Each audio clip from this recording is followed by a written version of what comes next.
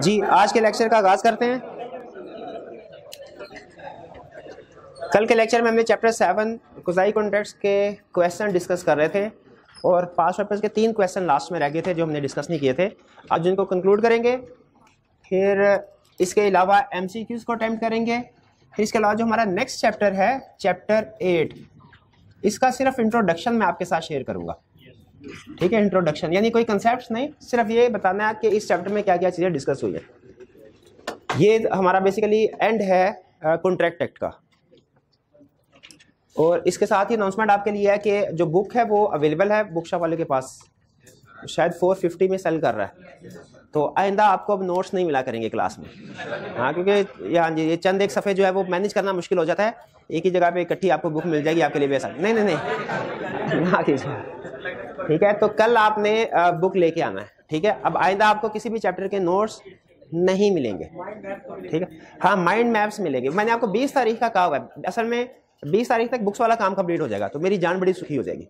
उसके बाद इंशाल्लाह आपको माइंड में, और हमारी 1-2 एक्टिविटीज और भी पेंडिंग है, वो भी 20 तारीख के बाद इंशाल्लाह स्टार्ट कर देंगे इसको, क्योंकि वो बुक्स वाला काम जो काफ़ी टाइम ले जाता है, इसलिए मुश्किल होता है थोड़ा दूसरी चीज़ें मैनेज करना साथ। बहरहाल चलिए अब चलते हैं हम अपने क्वेश्चंस की तरफ।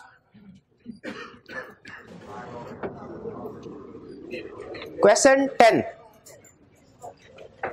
टॉपिक हमारा चल रहा था कोसाई कॉन्ट्रैक्ट्स में 5 टाइप्स हमने पढ़ी थी, याद है? जरा क्विक रिवीजन हो जाए। कौन कौन सी टाइप्स थी? नेसेसिटी सप्लाई टू माइनर और पर्सन ऑफ अनसाउंड माइंड, और दूसरा finder of lost code, money paid under mistake और कोर्शन, नॉन ग्रेजुएस एक्ट 4, और 5वां money paid by interested person. बिल्कुल ठीक है, ये 5, और इनकी कंडीशंस भी आपको याद है। चलिए अब देखते हैं कि किस कंडीशन के ऊपर बेस कर रही है केस स्टडी। कह रहा है Sami rented his house to Qurban for a period of 1 year at an agreed sum of ₹10,000 per month. After the first 2 months Qurban defaulted in making payment of the rent. 2 महीने के बाद रेंट की पेमेंट नहीं अदा कर सका। Bakir a neighbour being concerned with the strained relationship between Sami and Kurban. Bakir जो कि एक हमसाया था, वो समी और कुर्बान के दरमियान में जो कहीं उनका डिस्टर्बेंस ना हो जाए, लड़ाई झगड़ा ना हो जाए, इस वजह से उसने क्या किया? Paid the rent with good intention, अच्छे इरादे से उसने रेंट पे कर दिया। गुड इंटेंशन से मुझे थोड़ा सा ये लग रहा है कि ग्रेचुटस लग रहा है, लेकिन कंफर्म नहीं है, इंडिकेशन मिल रही है।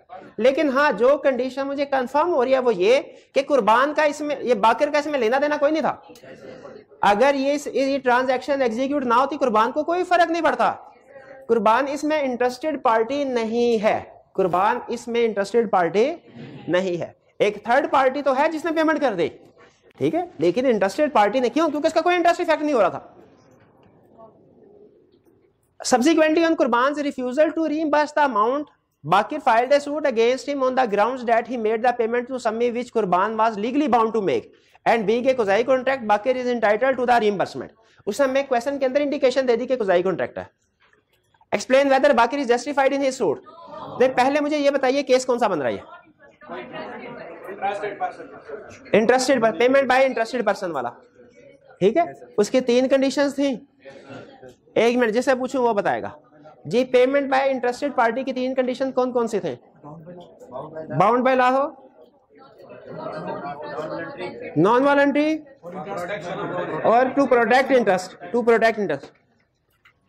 इसमें नॉन वॉलंटरी तो चले आर्गू किया जा सकता है, लेकिन क्या कुर्बान का इसमें इंटरेस्ट था?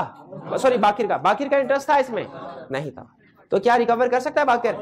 नहीं कर सकता। क्यों नहीं कर सकता? क्योंकि वो एक इंटरेस्टेड पार्टी नहीं थे, इसलिए कोसाई कॉन्ट्रैक्ट की बेस पे रिकवरी नहीं कर सकता।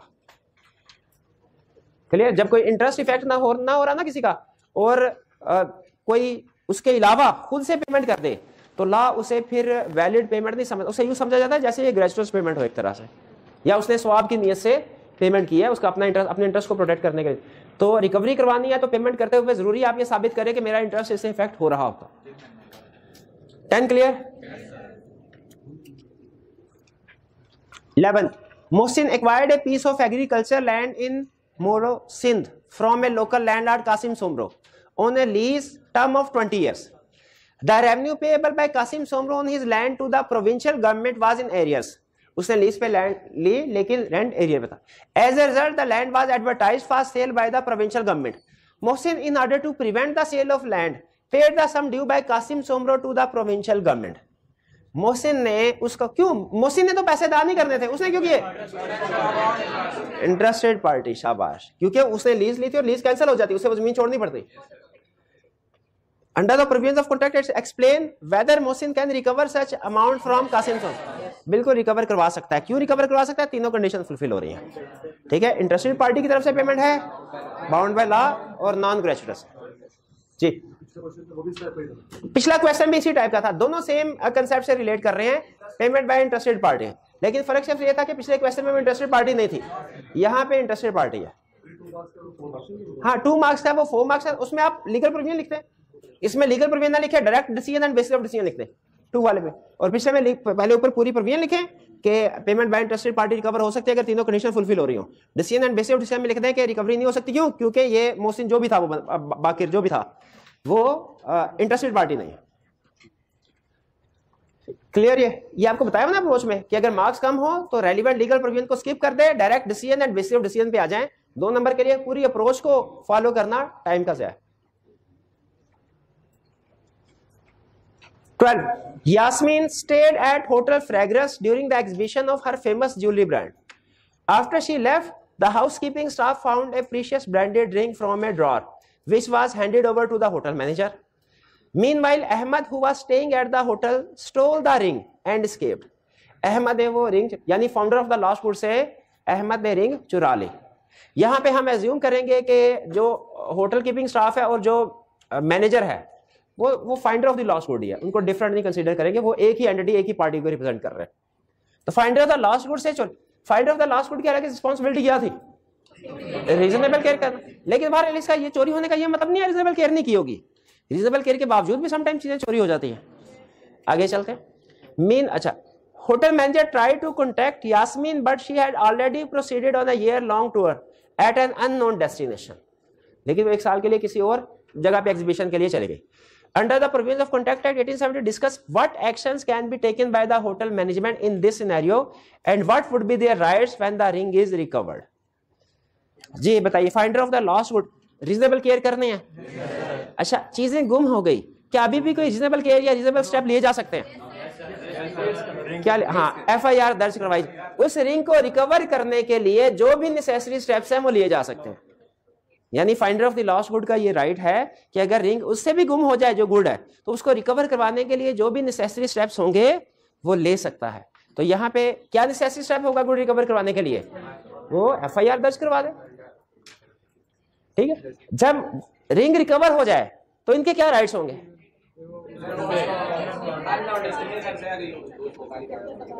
रिकवर कर सकते, जो रिंग अगर इनके पास आ जाए उनको अपनी कस्टडी में रख सकते हैं, और 2/3 से ज्यादा अगर एक्सपेंसेस हो जाए इसको सेल कर सकते हैं अपने एक्सपेंसेस रिकवर करवाने के लिए। ये क्लियर है, इसमें कोई प्रॉब्लम तो नहीं? चलिए, ये हमारे क्वेश्चंस थे जो कल रह गए थे। अब हम चलते हैं MCQs की तरफ।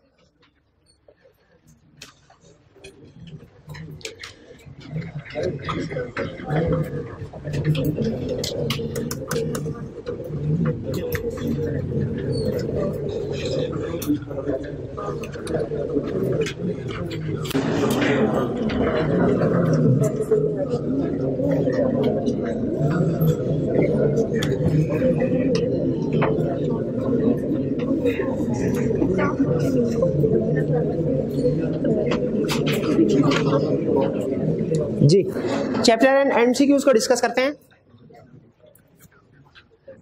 पहला, quasi contracts means obligation imposed by law resembling those created by contract. Obligations partly created by contract and partly by law. इसमें कॉन्ट्रेक्चुअल ऑब्लिगेशंस तो होती ही नहीं है। क्वाज़ी कॉन्ट्रैक्ट में कोई कॉन्ट्रेक्चुअल ऑब्लिगेशन क्यों? क्योंकि पार्टीज का कॉन्ट्रैक्ट ही नहीं हुआ। वो तो जो भी टर्म्स एंड कंडीशन है वो कॉन्ट्रैक्ट इंपोज नहीं करवा रहा, कोई लॉ इंपोज करवा रहा है। तो इसीलिए ऑब्लिगेशन क्वाज़ी कॉन्ट्रैक्ट में obligation impose by law, impose by contract नहीं होती। ऑब्लिगेशन इंपोज बाय कॉन्ट्रैक्ट क्यों नहीं है? कॉन्ट्रैक्ट हुआ ही नहीं। ठीक है, हाँ, तो अच्छा, ये ऑप्शन तो ठीक है, ये क्यों गलत है? Obligation partly created by contract and party, ये क्यों गलत है? कॉन्ट्रैक्ट वाली होती नहीं, शाबाश। और obligation partially enforceable by law का मतलब नहीं, वो सारी की सारी इनफोर्सेबल बाय लॉ होती है। तो इसमें करेक्ट ऑप्शन ए है, obligation imposed by law resembling those created by contract. 2 quasi contracts are based on surrounding circumstances, naturally created rights and obligation, principles of equity and justice, principle of reasonableness and fairness, principle of equity and justice। Clearly उसने हमें बताया quasi contract की basis ये हैं, और इसको आगे explain भी किया उसने चैप्टर में कि इक्विटी एंड जस्टिस का मतलब क्या है, no one should get benefit at the expense of other. इसमें सी ऑप्शन करेक्ट। क्लियर? कोई क्वेश्चन? आगे चलते हैं। Third, in case articles of necessary, articles कहते हैं गुड्स को, articles of necessities are supplied to the person having no contractual capacity or to his dependent having no contractual capacity। उसकी मुराद क्या है, माइनर और अनसाउंड माइंड दोनों को इकट्ठा वो having no contractual, क्योंकि दोनों की contractual capacity नहीं होती। The supplier is entitled to be reimbursed, supplier reimburse करवा सकता है क्या, from the property of that incapable person, from the property of dependent, personal liability of that capable, from none of this, नहीं, property of that incapable person से recovery करवाई जा सकती है। Reasonable price. Next, compensation for non gratuitous act is valid provide. Non gratuitous act, हाँ नहीं, non gratuitous अल्लाह वास्ते नहीं है, वो ग्रेचुअस या वॉलंटरी होता है। Is valid provided party doing act has an intention to get compensation. Non gratuitous act में इंटेंशन टू गेट कंपनसेशन होती है। शाबाश। B, the person for whom the act is done must have got benefit, person must have enjoyed benefit. Third, act done by the party is lawful, act भी lawful होना चाहिए। इसका मतलब है all of the above. ठीक है, ये उसने हमें कंसेप्ट हमारा रिवाइज करवा दिया नॉन ग्रेचुअस एक्ट वाला। ठीक है, उसमें प्राइस रिकवर करवाई जा सकती है प्रोवाइडेड ये 3 कंडीशंस पूरी हो रही है। 4 में कोई issue? 5th, in case necessity are supplied to the person having no contractual capacity, फिर वही बात कर रहा है जो पहले करके गया है। Which of the following is recoverable from his property, reasonable price. अच्छा, हालांकि अक्सर केसेस में मार्केट प्राइस ही रीजनेबल प्राइस होती है, लेकिन सम टाइम कुछ केसेस में आपको बता रहा हूं, वैसे हमारे सिलेबस में ऐसे केस स्टडीज नहीं है, कुछ केसेस में गुड्स ऐसी होती है जिनकी मार्केट ही नहीं होती, ठीक है, उस केसेस में फिर मार्केट प्राइस तो इरेलेवेंट हो जाएगी। तो इसीलिए लॉ ने वो वर्ड यूज किया है जो हर केस में अप्लाई हो रहा हो। ठीक है, कुछ यूनिक आइटम्स होती हैं, यूनिक आइटम्स, आर्टिकल्स वगैरह, उस केसेस में आपको मार्केट तो नहीं मिलेगी, तो वहां पे रीजनेबल प्राइस सब्स्टिट्यूट की जाती है। हालांकि मार्केट प्राइस भी एक सही कंसेप्ट है, लेकिन रीजनेबल प्राइस का वर्ड ज्यादा कंप्रीहेंसिव है लॉ में, इसीलिए इसको यूज किया जाता है। जी हाँ, रीजनेबल प्राइस का ऑप्शन ना होता तो फिर हम इनमें से मार्केट प्राइस को प्रेफर करते हैं, फिर मार्केट प्राइस को सेलेक्ट कर लेते हैं। Next, finder of goods is under legal obligations for taking reasonable care of the goods, required care of the goods, little care of the goods, that much care which he can take.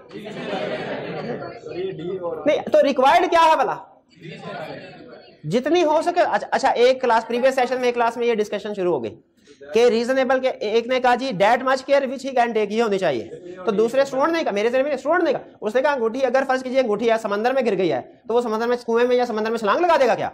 नहीं, that much care नहीं, reasonable care, जो कि कोई भी बंदा करता है। Law इसको डिफाइन भी करता है, कहता है रीजनेबल केयर का मतलब है वो केयर जो आप अपनी गुड्स की करें। आप अपनी गुड्स की, बाजू का हमारी अपनी गुड्स की भी हम इतनी केयर नहीं कर पाते, वो खराब हो जाती है, टूट जाती है, गुम हो जाती है। तो लॉ कहता है अगर कोई चीज, जैसे पिछले वाली एग्जांपल में वो रिंग गुम हो गई होटल वाले से, तो क्या इसका ये मतलब उसने रीजनेबल केयर नहीं की होगी? नहीं, रीजनेबल केयर की होगी। ठीक है, तो लॉ ये कहता है कि जितनी आप, रीजनेबल केयर का मतलब है जितना आप अपनी गुड्स की केयर करें, उतना ही आप जो गुड आपको मिली है उसकी भी केयर करनी है। यहां पे रीजनेबल केयर है। लॉ भी रिक्वायर्ड जो करता है ना, वो रीजनेबल ही करता है, इसलिए रिक्वायर्ड केयर भी आपको रीजनेबल की तरफ ही लेके जाएगी। 7, when one party under a mistake of fact or mistake of law pays money to another party which is not due by contract, then another party should refuse to repay it। अगर गलती से payment कर दी तो क्या ये भाई कहेंगे नहीं भाई पेमेंट होगी तो होगी, मेरे पैसे हो गए? नहीं, इनको वापस करने चाहिए। अच्छा, किसको वापस करने चाहिए? जिससे पेमेंट मिली है, जिसे पेमेंट मिली है लीगली। अगर फर्ज कीजिए मेरे घर में, फर्ज कीजिए कोई कार्टन आना था किसी चीज का, और साथ वाले के घर में आ गया, बाय लॉ वो जो नेबर है वो गलती से उसको गुड्स डिलीवर हुई, वो किसको रिटर्न करेगा बाय लॉ? मुझे नहीं, मैंने तो दिया ही नहीं, मैंने तो दिया ही नहीं उसको गुड्स। जिसने गलती से चीजें या पैसे उसको दिए हैं उसको रीपे करेगा, यानी कोरियर वाले को। ये केस स्टडी भी शायद है, हमने पता नहीं की है कि नहीं की, जिसमें वो कहता था ए ने बी को पैसे देने थे और बी की बजाय उसने सी को पैसे दे दिए। अब सी किसको पैसे अदा करने के लिए पाबंद है? एक वो, बल्कि हमने वो की थी जिसमें ए ने भी पेमेंट कर दी थी, बी ने भी कर दी थी। तो बी ने गलती से पेमेंट की थी, सी ने पैसे अब किसको अदा करने थे? ए और बी दोनों को आधे आधे तो नहीं करने थे। तो याद रखें, जिस बंदे ने गलती से पेमेंट की हो उसी को वापस होगी। Another party should नहीं, वो रिफ्यूज नहीं कर सकता रीपे करने के लिए। Another party must repay it to the party paying it।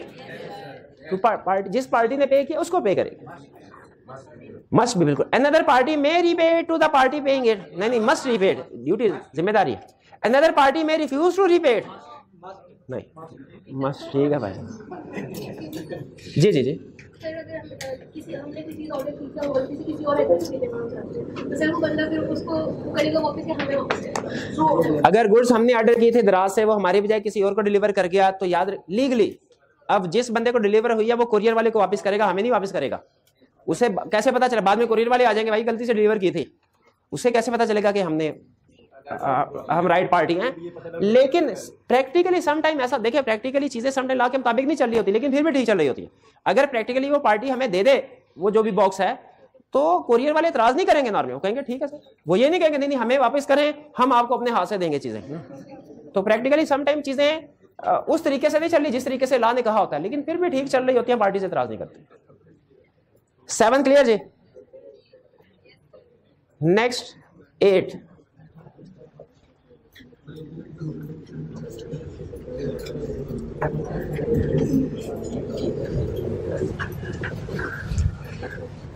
Quasi contract implies creation of legal rights and obligation between parties without making any formal contract। एक तरह से quasi contract की डेफिनेशन बता रहा है। कोई इख्तलाफ आपका? Which one of the following is not the type of quasi contract? अब हमने बताना इसमें से कौन सा quasi contract नहीं है। Supply of necessaries to the person having no contractual capacity। Necessary of goods supply की no contractual capacity से क्या मुराद है? Minor, unsound mind। B, supply of necessaries to the person having no contractual capacity or to his dependent। ये भी recover करवा सकते हैं, ये भी quasi contract में पढ़ा था हमने। C, obligation to pay for non-gratuitous sector services। ये भी एग्जांपल थी, necessary supplied की भी एग्जांपल थी, non-gratuitous sector की भी एग्जांपल थी। Obligation to pay for gratuitous sector service, ये quasi contract की एग्जांपल नहीं थी। gratuitous sector की रिकवरी नहीं होते, ठीक है। अगर कोई खुद से अपनी मर्जी से आग बुझा दे, दुकान में आग लगी है या किसी डूबते हुए को बचा दे, ग्रेचुअस एक्ट समझा जाता है, उसकी रिकवरी। वो हमने ऐसी कोई एग्जांपल क्वाज़ी कॉन्ट्रैक्ट में नहीं पढ़े। 9, Mr. A has lost his pet dog, not being able to find it out, he announces that whoever finds it and returns it back to him, he will reward him a certain amount। Mr. D found that dog and took custody of it।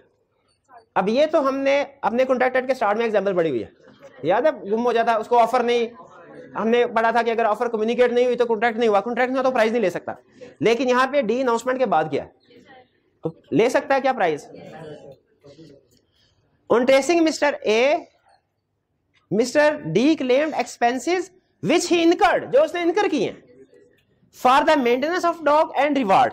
उसने कहा मुझे जो इनाम आपने दिया वो तो मुझे मिले ही मिलेगा, मैंने इसको मेंटेन करने के लिए भी कुछ एक्सपेंसेस इनकर किए हैं, रिवार्ड तो मिलेगा। इसमें तो हम सारे एग्री करते हैं ना। डॉग मेंटेनेंस के पैसे मिलेंगे या नहीं मिलेंगे? हाँ भाई, ये तो तय नहीं हुआ था कि डॉग मेंटेनेंस के भी पैसे मिलेंगे, ये तो तय। लेकिन क्वाज़ी कॉन्ट्रैक्ट यही कहता है कि अगर आपकी चीज किसी दूसरे के पास है, वो एक तरह से फाइंडर है ना, finder of the lost good. Reward का हक तो है, लेकिन साथ ही साथ finder of the lost good भी है। तो चीज की रीजनेबल केयर करने के लिए जो भी उसके एक्सपेंसेस होंगे, उसकी राइट है रिकवर हो, यानी वो दोनों चीजें वसूल करेगा, प्राइस भी और नेसेसरी एक्सपेंसिव भी जो उसके इनकर हुए होंगे। A, state the legal position. Mister A is bound to pay only reward to mister D. B, mister A is bound to pay only expenses to mister D. दोनों चीजें। Mister A is bound to pay both reward and expense. Mister A is bound to pay nothing to mister D. नहीं, C option correct है, reward भी मिलेगा, expenses भी मिलेंगे। Clear? Sir अगर इसके बाद कोई सबूत ना हो कि कितने पैसे खर्च हुए, वो एविडेंस वो कोर्ट में प्रेजेंट हो, वो लाइज करेंगे, हमें उस तरफ जाने की जरूरत नहीं है कि वो रीजनेबल एक्सपेंसेस। स्टूडेंट का क्वेश्चन ये है कि सर वो जो रीजनेबल एक्सपेंसेस कैसे प्रूव करेगा कोर्ट में कि उसके इनकर हुए थे? वो वकीलों का काम होता है, आपको पता है।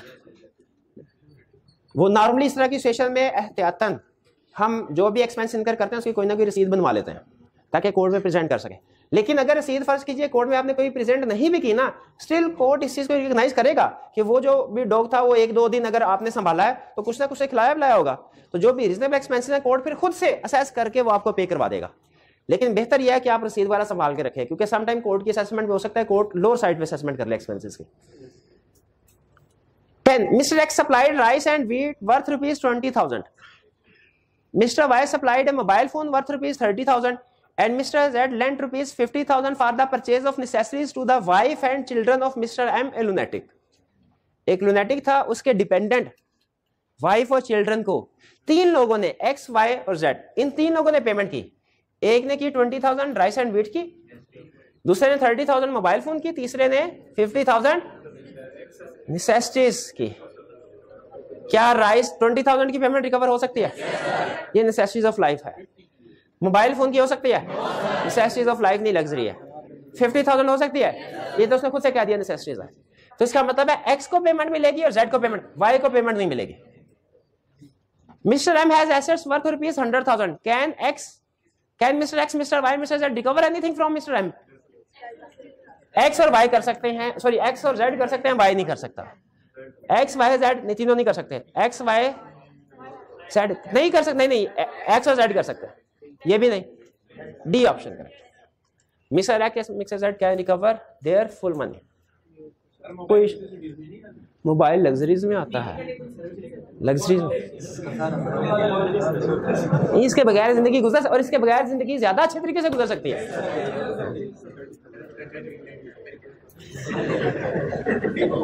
11 In case of non-gratuitous act or service, the obligation to pay arises if the following condition is satisfied. Non-gratuitous act की conditions: the thing must have been done or delivered lawfully. Condition थी non-gratuitous act की।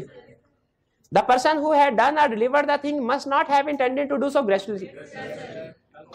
The person for whom the act is done must have enjoyed the benefit of the act. All of the above. 12 In quasi contract there are contractual obligations नहीं है, contract तो हुआ ही नहीं। B option correct है, B option 12। जी जी जी जी कुछ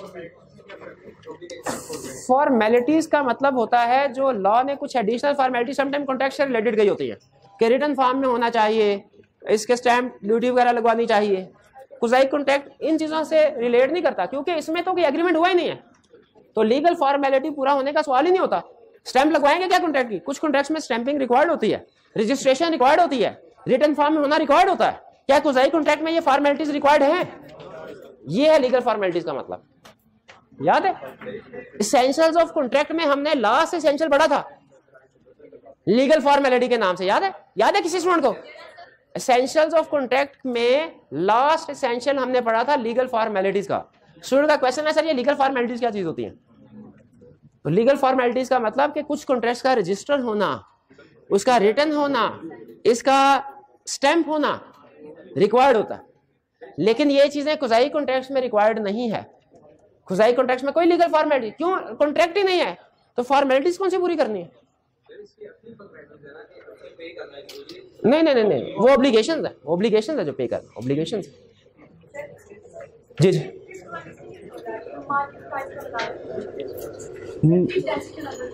5th MCQ में market price की बात जो उसने की थी, हाँ जी, तो मैंने बताया था कि reasonable price more comprehensive term है मार्केट प्राइस की निस्बत से।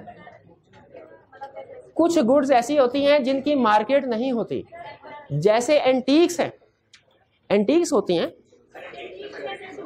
हाँ?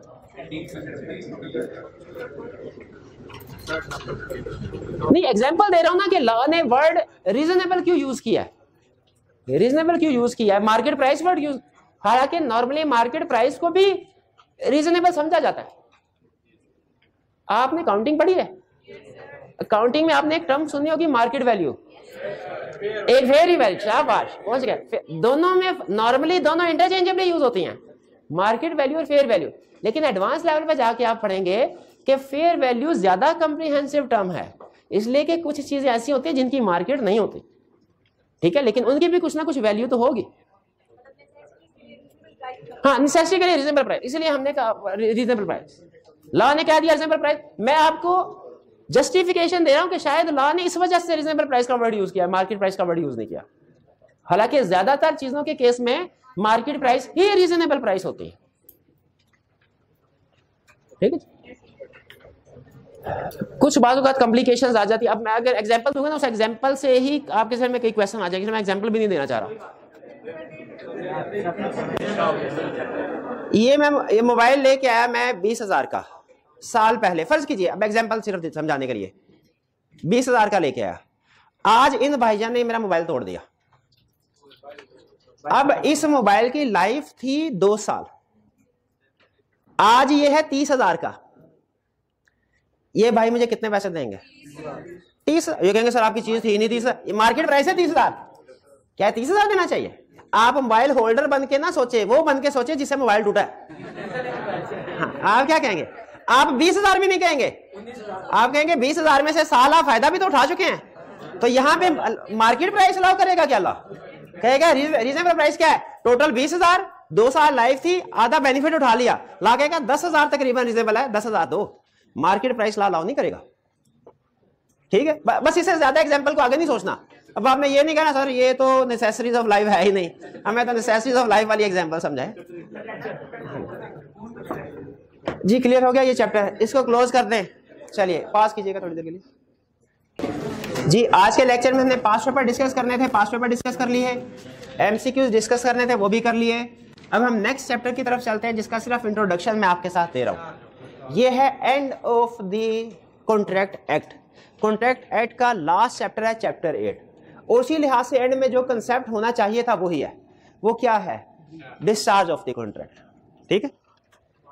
डिस्चार्ज ऑफ द, इसका मतलब क्या होता है कि कॉन्ट्रैक्ट खत्म हो जाना, contract end of the contract. Discharge of the contract का मतलब है एंड, जब कॉन्ट्रैक्ट में जो पार्टी के राइट्स एंड लायबिलिटीज थे वो राइट्स एंड लायबिलिटीज ना रहे, जब कॉन्ट्रैक्ट खत्म, राइट्स एंड लायबिलिटीज खत्म पार्टीज की, तो हम कहते हैं कॉन्ट्रैक्ट क्या है? डिस्चार्ज, मतलब एंड ऑफ द कॉन्ट्रैक्ट। इसके ये डिफरेंट मोड्स हैं, यानी एंड ऑफ द कॉन्ट्रैक्ट। एक है हैप्पी एंडिंग। हैप्पी एंडिंग क्या है कि performance of the contract, performance of the contract, contract perform किया दोनों पार्टी, बिल्कुल ठीक, ये तो सबसे अच्छी बात है। जो जिसने वादा किया था पूरा किया, जिस पार्टी ने गुड डिलीवर करनी थी उसने गुड डिलीवर कर दी, जिसने पेमेंट करनी थी पेमेंट कर दी, कहानी खत्म, कॉन्ट्रैक्ट खत्म। एक तरीका ये। दूसरा तरीका है कि म्यूचुअली पार्टी एग्री करें कि अच्छा ये कॉन्ट्रैक्ट हमने किया तो था और इरादा यही था उस वक्त इसको परफॉर्म करेंगे, लेकिन अब हम दोनों पार्टीज मिलकर फैसला कर लेती हैं कि इस कॉन्ट्रैक्ट को परफॉर्म नहीं करते, ठीक है। ए ने बी से उधार लिया था, एग्रीमेंट हुआ था कि वो वापस करेगा, बी ने ए के आगे हाथ पैर जोड़ दिए कि सर मेरे पास तो कुछ पैसे नहीं है, बराए मेहरबानी मुझे माफ कर दें। तो बी ने कहा अच्छा ठीक है जाओ, तुम्हें माफ किया, कॉन्ट्रैक्ट खत्म। या फर्ज कीजिए ए ने बी के साथ गुड्स बाय करने का एग्रीमेंट किया था, अभी गुड्स डिलीवर नहीं की, उससे पहले दोनों पार्टीज आपस में एग्री कर लें कि ठीक है अब हमने ना तुमने गुड्स बेच दिया ना मैंने खरीदनी है। ये क्या है? Mutually agree. क्या पार्टीज म्यूचुअली एग्री करके कॉन्ट्रैक्ट को खत्म कर सकती हैं? यानी ये इस तरीके से नहीं खत्म होगा, लेकिन पार्टीज सम टाइम ऐसा भी होता है कि कॉन्ट्रैक्ट पार्टली परफॉर्म होता है और पार्टली अभी अनपरफॉर्म्ड होता है, लेकिन पार्टी एग्री कर लेती है कि इसको खत्म कर देना, ठीक है खत्म कर रहे हैं, ठीक है। ये है म्यूचुअली एग्री। अच्छा ध्यान में रखिएगा वो एग्जांपल सिंगर वाली, 8 वीक्स के लिए एग्रीमेंट हुआ, अगर 8 वीक्स तक वो परफॉर्म कर दे, कॉन्ट्रैक्ट 8 वीक्स के बाद खत्म हो, परफॉर्मेंस हो, 6 वीक के बाद दोनों पार्टीज बैठ के एग्री करते हैं कि जी अब इतने कस्टमर्स नहीं आ रहे तो इसको खत्म करते हैं आप, और दोनों पार्टीज ने एग्री किया कि ठीक है इसको खत्म कर देते हैं। ये क्या है? Mutually agree. ये नॉन परफॉर्मेंस होगी, इसमें पार्टली या फुली होगी ना, लेकिन दोनों पार्टी एग्री करते हैं, दोनों। ये ब्रीच नहीं है, ब्रीच में एक पार्टी तोड़ दिया लेकिन दूसरी पार्टी इंसिस्ट कर रही होती है परफॉर्म करो, ये ब्रीच नहीं है। Mutually agree. इसमें तो कोई डैमेजेस वगैरह होंगे ही नहीं, अंडरस्टूड है। इसमें भी कोई डैमेजेस कंपनसेशन नहीं मिलती। जो पार्ट परफॉर्म नहीं हुआ उसकी, जो पिछला पार्ट परफॉर्म हो चुका है ना उसकी कंपनसेशन मिलेगी, मतलब जो 6 वीक्स के लिए परफॉर्मेंस उसकी, लेकिन आगे जो पार्ट परफॉर्म नहीं हुआ उसकी कोई डैमेज होनी भी नहीं चाहिए ना, दोनों ने मिलकर एग्री किया। तीसरा तरीका है लॉ मना कर दे, इम्पॉसिबिलिटी या इलीगैलिटी, 2 टर्म यूज करा। सब्सीक्वेंट इलीगैलिटी या इम्पॉसिबिलिटी। लॉ ने कहा कि आज के बाद सिंगिंग जो है बैड, पाबंदी उसके ऊपर, कोई कंसर्न नहीं होगा अगले 3 महीने कोरोना की वजह से या किसी और वजह से, कोई कंसर्न नहीं होगा। इलीगैलिटी हो गई। या फर्ज कीजिए, क्या फर्ज करें, सिंगर की जुबान कट गई, नहीं ये ज्यादा हो गया, सिंगर का गला खराब हो गया, गला बैठ गया, गला खराब हो गया, इम्पॉसिबिलिटी, इलीगैलिटी या इम्पॉसिबिलिटी। इसकी इन दोनों केसेस में इनका इफेक्ट सेम है। इन दोनों केसेस में भी डैमेज, कॉन्ट्रैक्ट भी परफॉर्म नहीं होगा, डैमेज। मसला आता है तो इस केस में आता है, कौन सा केस, ब्रीच ऑफ कॉन्ट्रैक्ट, जिसमें एक पार्टी विलफुली को जरूर, विलफुली के बगैर सही कंसेप्ट नहीं समझ आएगा। विलफुली का मतलब क्या है, इरादतन, जानबूझ के कॉन्ट्रैक्ट को तोड़े, इसके ऊपर अमल ना करे, इसे क्या कहते हैं, ब्रीच ऑफ कॉन्ट्रैक्ट। पहले ये चैप्टर हमें modes of discharge of contract समझाएगा, चारों मोड समझा के ना फिर इसको आगे लेके चलेगा। क्यों भला इसको आगे ले, क्योंकि इसमें एक खास चीज है जो इन तीनों में नहीं है, डैमेजेस। कौन पे करेगा, जो पार्टी ब्रीच कर रही है वो पे। अच्छा मुझे बताइए, अगर सिंगर के साथ एग्रीमेंट हुआ 8 वीक्स का, 8 वीक्स पूरे हो गए, परफॉर्मेंस कर दी उसने, कौन सा केस है, कॉन्ट्रैक्ट खत्म हो गया बाय परफॉर्मेंस। अगर 6 वीक्स के बाद दोनों पार्टीज एग्री करती हैं कि अब रिस्पांस ठीक नहीं आ रहा कस्टमर्स का, अब बेहतर है कि इसको यहीं पे कॉन्ट्रैक्ट खत्म, दोनों पार्टीज एग्री करती हैं।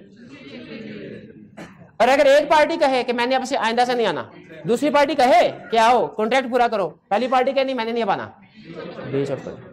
और अगर ला 6 वीक्स के बाद ला कह दे कि अब पाबंदी लगी खत्म, अब कोई सब्सिक्वेंटली, सिर्फ और सिर्फ इस केस में को लॉ डैमेजेस अलाउ करता है। इस केस में तो सवाल ही पैदा नहीं होता। इस केस में चूंकि दोनों पार्टी ने म्यूचुअली एग्री कर दिया, कोई डैमेजेस पे नहीं किए जाएंगे। इसमें पार्टी का फॉल्ट ही नहीं था। इसमें और इसमें फर्क यही है कि ये विलफुली ब्रीच होता है, ये भी ब्रीच, लेकिन विलफुली नहीं हुआ। एक तरह पार्टी का अपना तो कोई फॉल्ट नहीं था, लॉ ने कह दिया, या वो चीज जल गई, ऐसा हादसा हो गया, वो केस स्टडी में था ना, आग लगी थिएटर में, और अब कोई कंसर्न नहीं हो सकता वहां पे, इम्पॉसिबल हो गया। तो ये इसमें भी कोई डैमेजेस पार्टी दूसरी को पे नहीं करती है, ध्यान में रखिएगा। अब ये ना सिंगर आगे कहे तुम्हारे तो एग्रीमेंट हुआ था 8 वीक्स का, तो अब 6 वीक्स के बाद आग लग गई, मुझे इससे क्या, मैं तो तैयार हूं ना सिंगिंग के लिए, तो या तो मेरे से सिंगिंग करवाओ या फिर मुझे उसके जुर्माना अदा करो, पैसे दो। लॉ कहते हैं कोई कंपनसेशन नहीं। इन जो दो वीक्स की परफॉर्मेंस नहीं है ना, इनकी कोई कंपनसेशन नहीं। फिर बता रहा हूं, जो प्रीवियस 6 वीक्स की परफॉर्मेंस है ना, उसकी कंपनसेशन हक है, वो तो मिलेगा। लेकिन अगर खुद से कह दिया कॉन्ट्रैक्ट परफॉर्म नहीं करना एक पार्टी ने, ये है ब्रीच ऑफ कॉन्ट्रैक्ट। भाई फर्क समझ आ गया? अच्छा नहीं ले, अभी कहानी बाकी, अभी ठहर जा मेरे भाई। ब्रीच ऑफ कॉन्ट्रैक्ट में आएंगे डैमेजेस। अच्छा डैमेजेस पे होंगे कितने?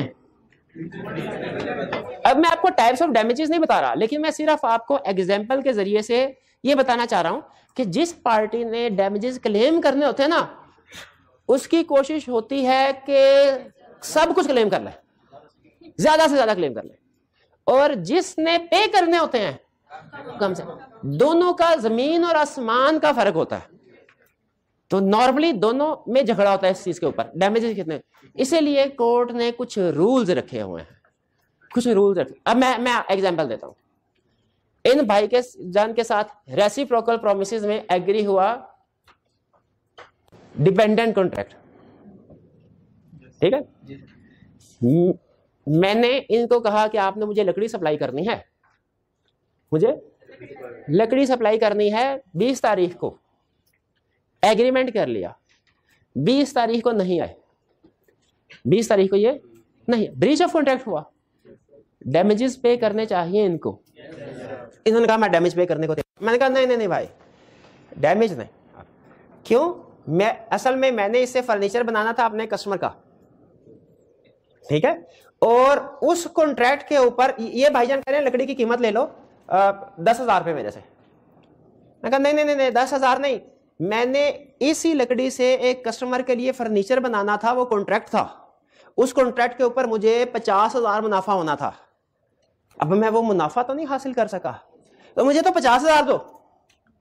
उसने कहा यार मेरी बात सुन, एग्रीमेंट हुआ था 20 तारीख को चीजें डिलीवर करूंगा, मैं असल में इस वजह से नहीं डिलीवर की क्योंकि लकड़ी महंगी हो गई थी, तो मार्केट से मिल रही थी 30,000 की, मैंने सोचा था 20,000 के हिसाब से तुम्हारे से एग्रीमेंट किया था, 10,000 प्राइस का फर्क था, मैंने कहा मुझे 10,000 का घाटा होगा इसलिए मैंने लकड़ी सप्लाई नहीं की। तो चलो मैं मानता हूं मेरा फॉल्ट है, तुम मेरे से 10,000 रुपए जो प्राइस का फर्क है वो ले लो। भाई ऐसे ही होना चाहिए ना। मैंने अगर एग्रीमेंट किया इनसे मोबाइल खरीदने का, आज इन्होंने एग्रीमेंट किया कि 50,000 में मुझे मोबाइल देंगे, महीने बाद डिलीवरी होनी थी, महीने बाद मोबाइल की कीमत होगी 60,000, इन्होंने मुझे मोबाइल डिलीवर नहीं किया। आपके ख्याल में रीजनेबल डैमेजेस इनको क्या पे करने चाहिए?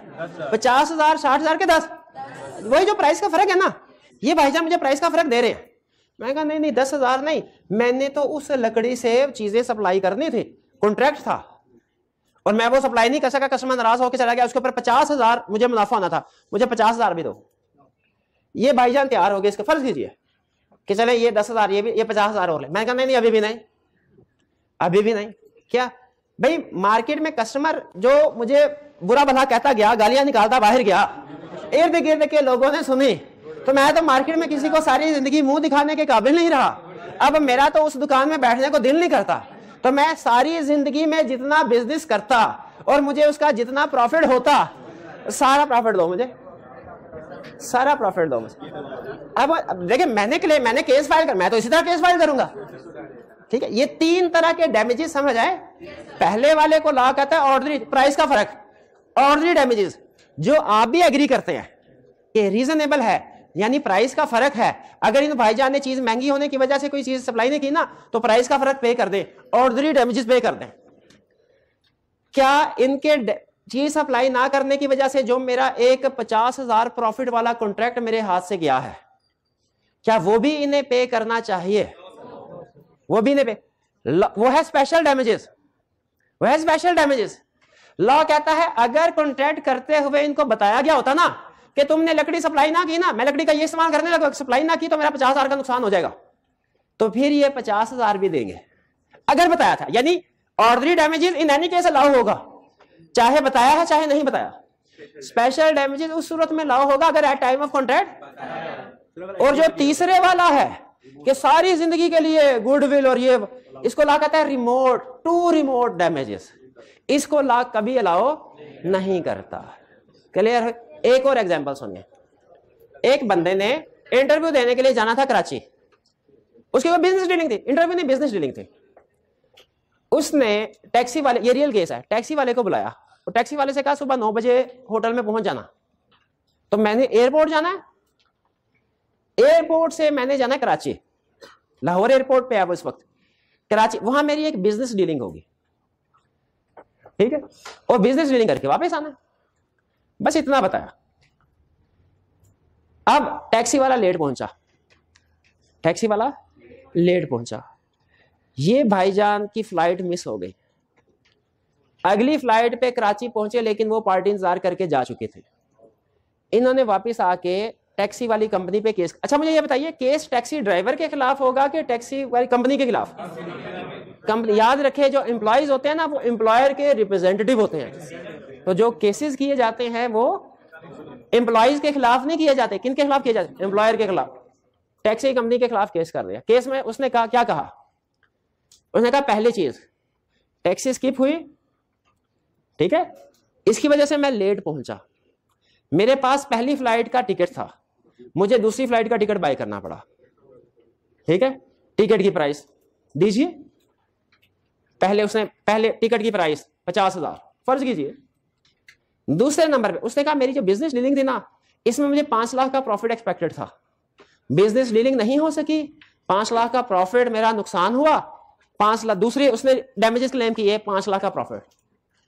तीसरा उसने कहा अब इसकी वजह से ये बिजनेस, मेरा सारा बिजनेस इस डील के ऊपर डिपेंडेंट था, मेरे ऊपर ऑलरेडी कर्जों का बड़ा बोझ था, अगर ये बिजनेस, और मुझे बैंक ने वार्निंग दी हुई थी 1 महीने के अंदर अंदर पैसे अदा ना किए तो वो मेरी सारी जायदाद जो है वो उसको सेल कर देगा।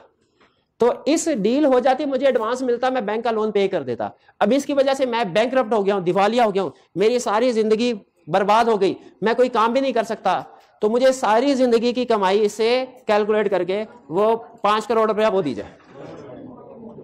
3 चीजें क्लेम। अच्छा मुझे बताइए, लॉ पहली वाले डैमेजेस जो क्लेम किए गए हैं इसको क्या कहता है? Ordinary damages. दूसरे वाले को कि 5 लाख वाला कॉन्ट्रैक्ट था, स्पेशल डैमेजेस। और तीसरे वाले टू रिमोट, उसको कितने पैसे मिले होंगे? सिर्फ टिकट के पैसे। क्यों? अच्छा वो जो डील वाले पैसे क्यों नहीं मिले? स्पेशल डैमेजेस क्यों नहीं लागू हुए? एट टाइम ऑफ कॉन्ट्रैक्ट बताया नहीं था। और टू रिमोट अगर बताया भी होता ना, लॉ फिर भी नहीं इसको एक्नॉलेज करता। लॉ कहता है ये कोई नुकसान नहीं है, ठीक है, ये कोई नुकसान। तो ये इसके अलावा भी इक्का दुक्का और डैमेजेस की टाइप्स आएंगी जो हम नेक्स्ट लेक्चर में डिस्कस करेंगे। अभी मकसद सिर्फ आपको इंट्रोडक्शन देना था जी। हाँ, उसने ड्राइवर को यह बताया था कि मैंने बिजनेस डीलिंग के लिए जाना है, लेकिन उस बिजनेस डीलिंग की नेचर क्या थी, उसमें कितना प्रॉफिट एक्सपेक्टेड था, वो नहीं बताया था, वो नहीं बताया था। अच्छा, तो इस जो नेक्स्ट कॉन्ट्रैक्ट है, जो नेक्स्ट चैप्टर है हमारा कॉन्ट्रैक्ट एक्ट का लास्ट चैप्टर, वो 2 चीजें डिस्कस करता है। कौन कौन सी? डिस्चार्ज ऑफ कॉन्ट्रैक्ट और damages. Discharge of contract, damages. Discharge के डिफरेंट मोड्स बताता है, सिर्फ एक मोड में कहता है डैमेजेस मिलेंगे, ब्रीच ऑफ कॉन्ट्रैक्ट। और फिर उसके बाद डैमेजेस की टाइप्स बताता है और हर टाइप के साथ कंडीशन बताता है कि ये डैमेज रिकवर करवाना है तो ये कंडीशन होगी, ये डैमेज रिकवर करवाना है ये कंडीशन। खास तौर पे स्पेशल डैमेज की कंडीशन ध्यान में रखिएगा, at time of contract parties को पता होना चाहिए। स्पेशल डैमेज की कंडीशन है, ऑर्डिनरी डैमेज की कोई कंडीशन नहीं है, और टू रिमोट डैमेजेस अलाउ ही नहीं होंगे। क्लियर? बाकी इसकी फर्दर डिस्कशन इंशाल्लाह कल के लेक्चर में करेंगे। बुक ले लीजिएगा, कल आपने बुक लेके आना। आज के लेक्चर यहाँ खत्म करते हैं। अल्लाह हाफिज।